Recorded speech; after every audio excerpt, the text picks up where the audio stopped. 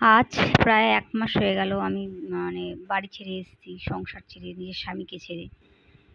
তো সত্যি কথা বলতে কি বলতো? আমি নিজের সুখের জন্যে কিন্তু সংসারটা ছাড়িনি, আমার স্বামীকে ছাড়িনি। আমি শুধু আমার ছোট ছেলেটার কথা ভাবছি যে বড় ছেলেটা যেমনভাবে নষ্ট হয়ে গেল বাপের জন্যে। বাপের মতো প্রতিদিনই একটা পরিস্থিতি দেখে যে বাপ নেশা করে আসে, অশান্তি করে তারপরে ওও ওরকম ওই লাইনেই চলে গেল। আমি অনেক চেষ্টা করেও আটকাতে পারিনি। কারণ কি বলবো আর? অনেক কথা।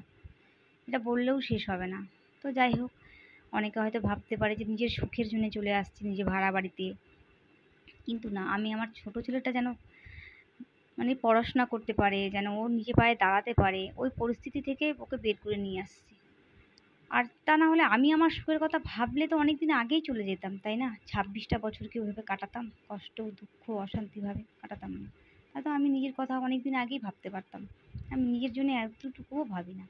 এই মুহূর্তে আমি সত্যি ভালো আছি বলতে, আমি ছোট ছেলেটা ভালো আছে, পড়াশোনা ঠিকঠাক হচ্ছে, স্কুল, প্রাইভেট সব ঠিকঠাক হচ্ছে। এইটুকুই শান্তি আমার। শান্তি বলে এইটুকুই আমার। আর মনে যেটা হচ্ছে সেটা তো মনই জানে। ওটা তো কাউকে বলাও যাবে না, কাউকে দেখানোও যাবে না।